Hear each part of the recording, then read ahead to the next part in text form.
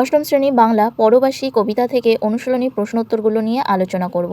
তো আমি এখানে 2 এর কোশ্চেনগুলো করিনি, যেহেতু তোমাদের এখানে অনুশীলনী প্রশ্নগুলো শুধু আমি তোমাদের কমপ্লিট করাবো, তো তাই আমি একবারে 3 এর কোশ্চেনটা নিয়েছি। কী দেওয়া আছে, নিচের প্রশ্নগুলির একটি বাক্যে উত্তর দাও। তো 3 এর 1 এর কোশ্চেনে আছে, পথ কিসের সঙ্গে তাল মিলিয়ে চলে?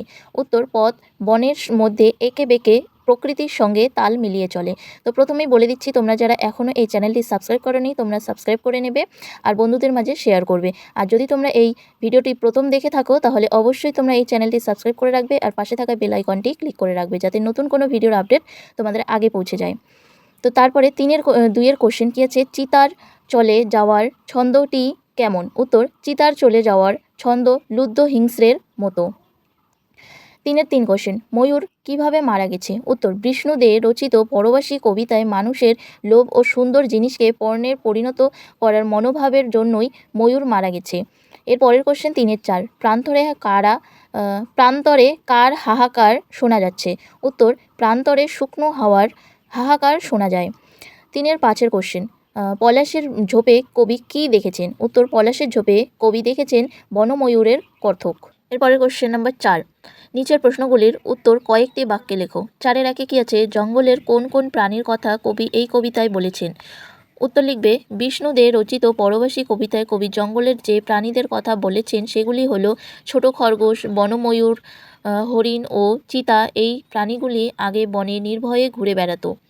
এরপরের কোশ্চেন 4 এর 2, সেতারের বিশেষণ হিসেবে কবি সোনালী শব্দের ব্যবহার করেছেন কেন? উত্তর লিখবে, কবি বিষ্ণু দে রচিত পরবাসী কবিতায় কবি সেতারের বিশেষণ হিসেবে সোনালী শব্দের ব্যবহার করেছেন। নদীর জলের সূর্যের আলো পরে বিচ্ছুরিত হয়, তখন নদীর জলের রং সোনালী হয়ে ওঠে। বিশেষত ভোরবেলা ও সন্ধেবেলা এই দৃশ্য দেখা যায়। তাই নদীর বয়ে চলার শব্দকে কবি সেতারের বাজনার সাথে তুলনা করেছেন এবং নদীর জলের রঙকে বলেছেন সোনালী। সোনালী আলোয় ভরে ওঠা নদীর নৃত্যের ছন্দ কবির কাছে সেতারের সঙ্গীতের তাল ও ছন্দের সঙ্গে একাকার হয়ে গেছে। কোশ্চেন নাম্বার 4 এর 3, কথক ও কথাকলির কথা কবিতার মধ্যে কোন প্রসঙ্গে এসেছে? উত্তর, কবি বিষ্ণু দে রচিত পরবাসী কবিতায় পুলকিত বন ময়ূরের নাচকে কবি কথক এর সাথে তুলনা করেছেন, আর চিতার লুব্ধ হিংস্র বেগকে বোঝাতে কবি কথাকলির প্রসঙ্গ এনেছেন। কথক হল উত্তর ভারতের অন্যতম ধ্রুপদী নৃত্য কলা ও কথাকলি দক্ষিণ ভারতের কেরলের নৃত্যশৈলী। এর দুটি উপমা যেন কবির লেখনীকে আরও প্রাণবন্ত করে তুলেছে। এর পরের কোশ্চেন 4 এর 4, সিন্ধুমণির হরিণ আহ্বান কবি কিভাবে শুনেছেন? উত্তর, বিষ্ণুদের রচিত পরবাসী কবিতায় কবি হরিণের জল খাওয়ার প্রসঙ্গে সিন্ধুমণির হরিণ আহ্বানে এর কথা উল্লেখ করেছেন। রামায়ণে অন্ধমুনির ছেলে সিন্ধুমণি রাত্রিবেলার কলসি নিয়ে নদীতে জল ভরতে গেলে রাজা দশরথ ভুল করে হরিণ জল খেতে এসেছেন ভেবে শব্দভেদী বাণ নিক্ষেপ করেন। এর ফলে সিন্ধুমণি নিহত হন। সিন্ধুমণি যেভাবে নিজের অজ্ঞাতসারে আপন মৃত্যুকে আহ্বান জানিয়েছেন, কবি মনে হয়েছে হরিণ তেমনভাবেই তার জল খাবার শব্দে আহ্বান জানিয়েছে চিতাকে। কোশ্চেন নাম্বার 4 এর 5, ময়ূর মরেছে পর্ণে এই কথার নিহিত অর্থ কী?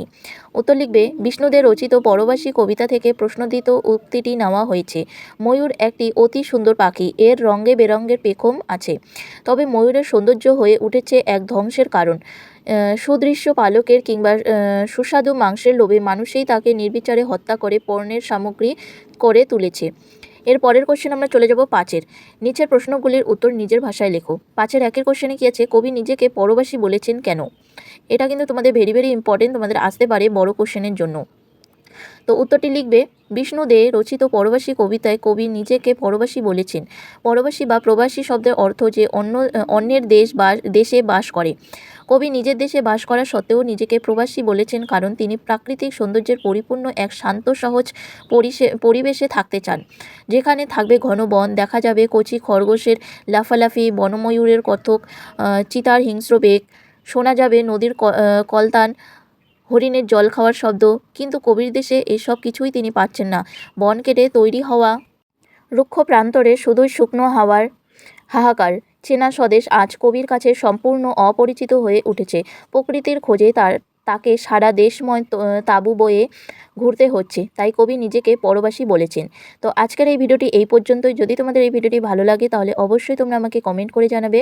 এর পরবর্তী কোশ্চেনগুলো তোমরা নেক্সট পার্টে মানে পার্ট 2তে পেয়ে যাবে। তোমরা যারা এখনও এই চ্যানেলটি সাবস্ক্রাইব করোনি তোমরা সাবস্ক্রাইব করে নেবে। নতুন কোনো ভিডিওর আপডেট পেতে হলে তোমরা পাশে থাকা বেল আইকনটি ক্লিক করে নেবে।